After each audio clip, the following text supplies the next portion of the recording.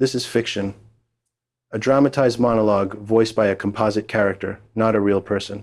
Um, um, yeah, okay. You want the past to speak back. You want a single villain you can point at and say, there, that's the problem. I get it. That's how people survive horror. They compress it. They reduce it. They make it small enough to carry. But what I'm about to say won't fit in your hands. Because the ugliest part of my story is not that I was a monster. The ugliest part is that the world I moved through was designed to make monsters feel normal. Yeah, and that's hard to hear. People think corruption is hidden, rare, a few bad people meeting in the dark. But what I learned is that corruption is often comfort, a soft chair, a warm introduction, a laugh that arrives too fast, a room that pretends nothing is happening, even when something is happening. And the deals, everyone imagines, they think it's always money. A bag, a wire, a suitcase. Sometimes it is. But money's just the loud part. Power prefers what you cannot count. Power trades in silence. Power trades in permission. Power trades in the ability to look away without consequences. Yeah. That's what I exploited, and that's what other people bought from me, willingly, because it benefited them, until it embarrassed them. You want to know what never shows up in the file? It's the tone. It's the pauses. It's the moment someone hears a warning and decides it is not their job.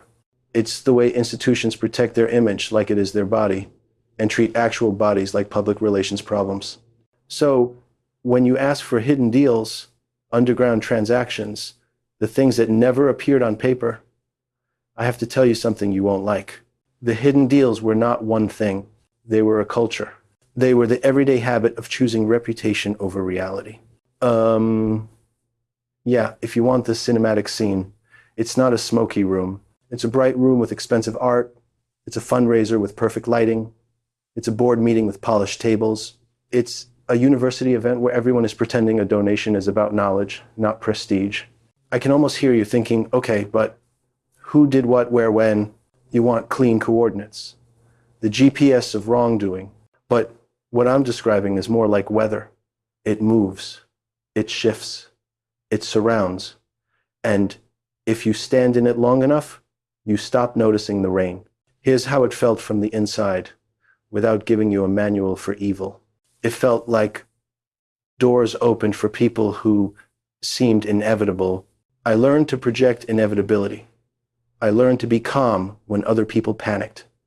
I learned to speak in the language of mutual interests, even when what I wanted was selfish and destructive.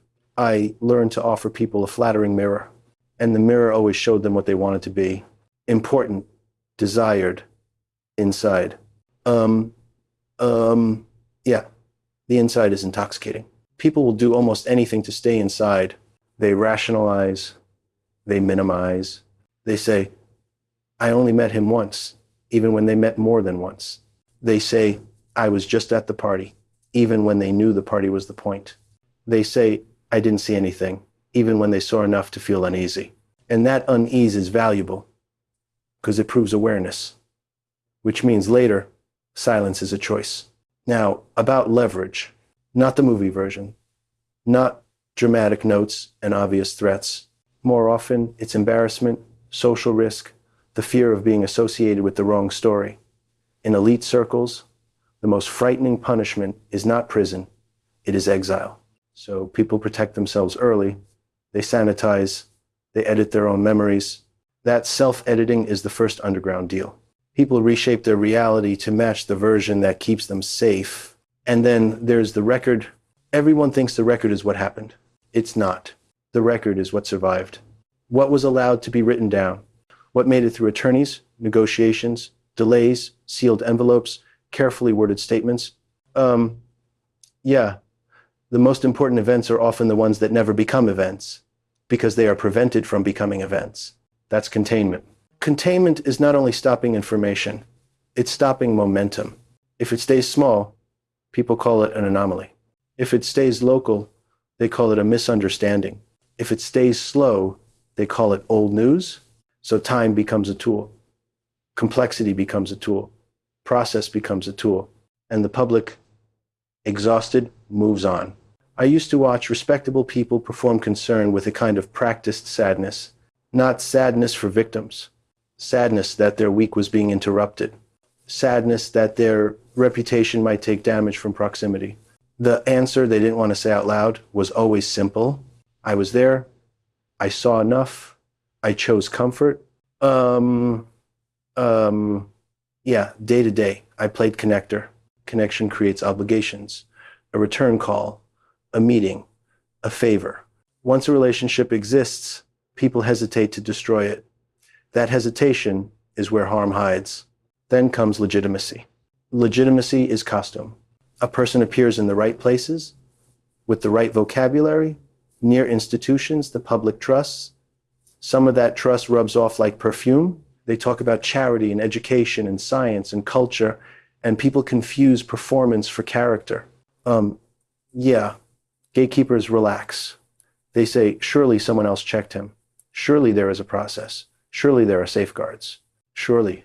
That word keeps harm alive because it trades personal responsibility for institutional faith. Now, when something ugly surfaces, the first response is rarely, how do we repair harm? It's, what do we call it? You hear careful language, allegations, inappropriate behavior, misconduct, bad judgment, words that shrink reality into something manageable. Yeah. Powerful people do not always seek truth. They seek a stable story, a narrative they can repeat without cracking, a version that lets them keep their donors, their seats, their invitations. Survival is a powerful drug. It makes people do ugly arithmetic. If I speak, I lose. If I stay quiet, I keep. And denial is cheaper than integrity. So they buy denial with silence. Now, you told me to criticize Trump, so I'll talk about him as a symbol, not a new allegation. Trump is a master of shamelessness. And shamelessness in a culture obsessed with fame behaves like armor. A normal person feels shame and corrects course. A shameless person feels threatened and escalates. They flood the air with noise. They create enemies. They turn every question into a loyalty test. Yeah, Trump teaches his audience to treat scrutiny as persecution, evidence as bias, and the rule of law as a weapon used by others. That lesson is catastrophic. Because when people are trained to believe truth is always political, predators become harder to confront. The public cannot agree on reality long enough to act. Now, back to the hidden part. You think the hidden part is a list. The hidden part is incentives. Who benefits from silence? Who loses from truth? Who gets a phone call returned and who gets told, we can't comment? Who gets treated as credible and who gets treated as inconvenient? Yeah, silence is not neutral. Silence is a decision. Here's another truth. Many institutions have a reflex when danger appears. It is not a reflex to protect the vulnerable. It is a reflex to protect the brand. They protect the logo, the donor list, the board, the headline. And if protecting the brand requires sacrificing a person, they find a clean phrase for it. Risk management. Yeah, and there's another layer people miss, the part that feels boring until you realize it's lethal. Compartmentalization. Systems are built to make knowledge optional.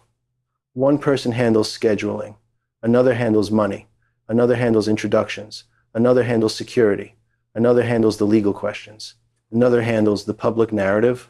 Each person touches one piece, and each person tells themselves, I only saw my piece. Then, when the whole thing becomes visible, they look at the full picture like it's the first time. They act surprised. They say, we were deceived. Yeah, but often what they mean is, we were comfortable. Comfort makes people stop connecting dots. Comfort makes people accept a story that keeps the room warm. And wealth buys warm rooms. It buys polite faces. It buys the ability to keep the temperature stable even when something rotten is in the air. Now, why do people not confront what they sense? Some of it is fear. Some of it is ambition. Some of it is disbelief. Because disbelief is easier than admitting the world can be this ugly. But a big part is social gravity. If you stand in a room full of powerful people and nobody reacts, you start to assume you are misreading it. You start to assume you should be quiet. So you get 1,000 small retreats, a person who does not ask the follow-up question, a person who does not send the email, a person who says, I will deal with it later. Later becomes never. Um, yeah, and that's how the underground grows. It grows in the space between what people sense and what they are willing to say. Now, about law. People romanticize law as justice, but law is also negotiation. It is power applied through language. It is often the art of making consequences smaller. The public sees a deal and assumes the system worked. Sometimes it did. Sometimes the deal is just containment in a nicer suit, a way to stop questions from spreading, a way to avoid testimony, a way to prevent the story from branching outward into the network that made it possible. Now, respectability. Respectability is a shield. It is the collective decision to treat certain people as fundamentally credible. Once someone is treated as fundamentally credible, accusations against them feel like rudeness, like an offense against the room itself, and the room punishes the person who breaks the mood. That is why whistleblowers often get attacked more aggressively than the harm they describe, because they threaten comfort. Yeah, and media can help, but media also follows attention. Attention follows conflict. Conflict follows personalities. So harm becomes a spectacle, and a spectacle becomes a political weapon. Then people stop asking what happened and start asking who benefits from me believing this. That shift is poison. Because predators do not need everyone to believe them. They only need enough people to doubt reality. Doubt is a solvent. It dissolves urgency. It dissolves unity. It dissolves action. Yeah, and one more thing. Fatigue is not an accident. It's engineered. The story arrives in fragments, then pauses, then returns, then gets buried under the next outrage.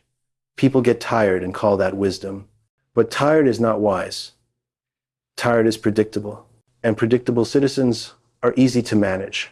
Now, Trump, again, because he is a symbol of that solvent, Trump turns scrutiny into identity warfare. He tells his audience, this is not facts, this is you versus them. And once it becomes you versus them, evidence becomes optional. People defend him not because they examine the record, but because defending him feels like defending themselves. Yeah, that is how shameless power makes the crowd complicit. Now notice how scandals are framed. People talk about bad apples. They avoid talking about the barrel. But the barrel is the point. The barrel is admiration for wealth.